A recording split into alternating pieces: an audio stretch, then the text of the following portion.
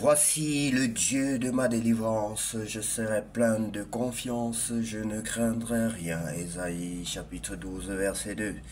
Voici le Dieu de ma délivrance, je serai plein de confiance, je ne craindrai rien. Ésaïe chapitre 12 verset 2. Voici le Dieu de ma délivrance, je serai plein de confiance, je ne craindrai rien. Ésaïe chapitre 12, verset 2. Bonjour bien-aimés, c'est l'heure de la prière et de la repentance. Prions ensemble en ce samedi 5 avril 2025. Seigneur, en ce nouveau jour, nous venons à tes pieds avec un cœur reconnaissant et rempli d'espérance. Père Céleste, merci pour cette belle matinée, pour la vie et pour ta miséricorde nouvelle. Nous te confions cette journée. Guide nos pas, éclaire nos choix et remplis-nous de ta paix. Aide-nous à te servir avec zèle, à aimer avec sincérité et à marcher dans l'obéissance. Que ton nom soit glorifié en tout ce que nous ferons aujourd'hui comme il est écrit.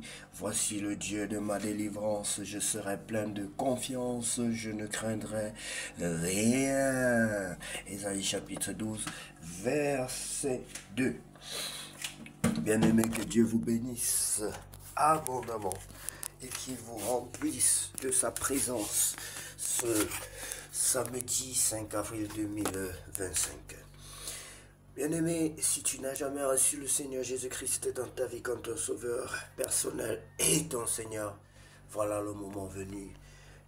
Dieu met sur notre cœur une prière exceptionnelle pour toi, pour te permettre de faire la paix avec lui, pour te permettre de te réconcilier avec lui, pour te permettre de retourner dans la maison qu'il a prêtée pour toi. Ceci étant, bien-aimé, si tu es prêt à accepter le Seigneur Jésus-Christ, à te repentir, à te réconcilier avec ton Père, ton Créateur, bien-aimé, tu vas répéter cette prière après moi. Seigneur Jésus-Christ, Seigneur Jésus-Christ, je reconnais que je suis un pécheur. Je reconnais que je suis un pécheur. Je te demande pardon. Je te demande pardon. Accepte-moi tel que je suis, Seigneur. Accepte-moi tel que je suis, Seigneur. Je suis imparfait. Je suis imparfait. Je ne suis rien sans toi. Je ne suis rien sans toi. Lave-moi par le sang de l'agneau. Lave-moi par le sang de l'agneau. Lave-moi par ton sang. Lave-moi par ton sang. Accepte-moi tel que je suis, Seigneur. Fais de moi ton enfant. Fais de moi ton enfant. Je t'invite dans ma vie comme mon sauveur personnel et mon Seigneur. Je t'invite dans ma vie comme mon sauveur personnel et mon Seigneur. Je t'invite dans ma vie comme mon sauveur personnel et mon Seigneur. Au nom de Jésus-Christ de Nazareth. Au nom de Jésus-Christ de Nazareth. Amen.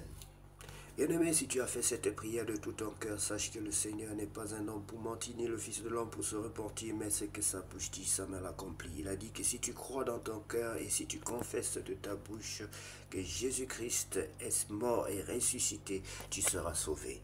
Et s'il a dit, et si tu l'as fait, bien-aimé, tu es sauvé.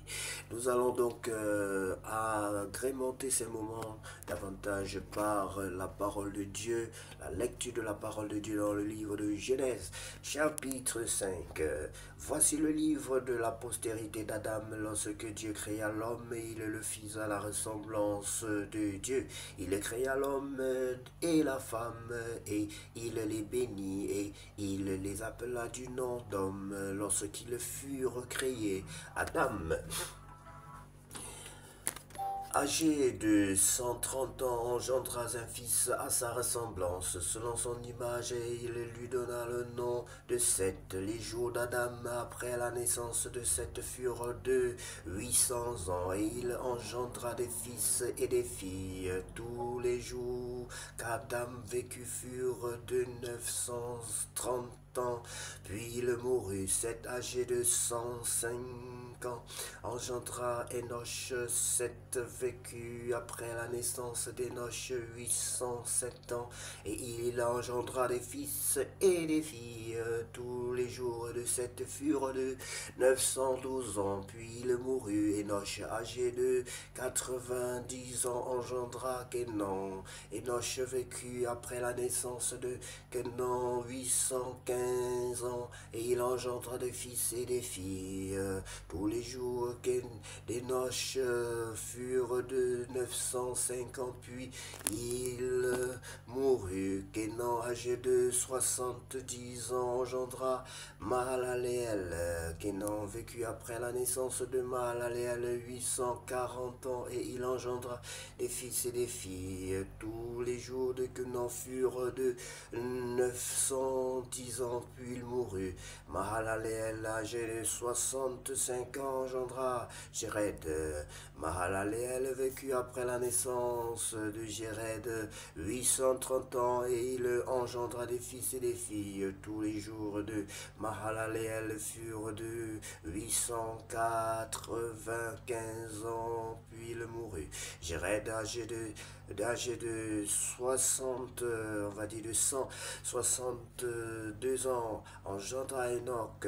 Jéred mourut après la naissance d'Enoch 800 ans, et il engendra des fils et des filles. Tous les jours de Jéred furent de 962 ans, puis il mourut. Enoch, âgé de 65 ans, engendra Methushélah. Enoch, après la naissance de Methushélah, marcha avec Dieu 300 ans, et il engendra des fils et des filles. Tous les jours d'Enoch furent de 365 ans. Enoch marcha avec Dieu, puis il ne fut plus, parce que Dieu le prit. Methushélah, âgé de 187 ans, engendra Lémec. Methushélah vécut après la naissance de Lémec 782 ans, et il engendra des fils et des filles. Tous les jours de Methushélah furent de 969 ans, puis il mourut. Lémec, âgé de 182 ans, engendra des fils. Il lui donna le nom de Noé, en disant: celui-ci nous consolera de nos fatigues et du travail pénible de nos mains, provenant de cette terre que l'Éternel a maudite. Lémec vécut après la naissance de Noé 595 ans, et il engendra des fils et des filles. Tous les jours de Lémec furent de 770 ans, puis il mourut. Noé, âgé de 500 ans, engendra Sem, Cham et Japheth. Il était donc âgé de 500 ans. Que Dieu vous bénisse pour ces moments de partage de sa parole. Sa parole est un pain, bien-aimé. Lorsque nous lisons la parole de Dieu, il y a des miracles qui s'opèrent en nous. Sur les 50 mots que tu as lus, sur les 100 mots que tu as lus, il y a forcément un mot qui va rester, bien-aimé. Il y a forcément un mot ou une phrase ou un verset qui va te marquer, qui va rester en toi. Il y a un petit morceau, même si c'est une miette, bien-aimé, c'est toujours quelque chose. On dit vaut mieux un tien que deux tu auras. Lisons la parole de Dieu. Le Seigneur ne dit pas forcément que je mémorise et récite les yeux fermés. Il dit de lire, d'avoir les yeux fixés vers sa parole. Or, sa parole, c'est lui-même. Sa parole, c'est Jésus. La parole, c'est Jésus-Christ. Juste avoir les yeux fixés sur lui, bien-aimé, tu as la solution à tes problèmes.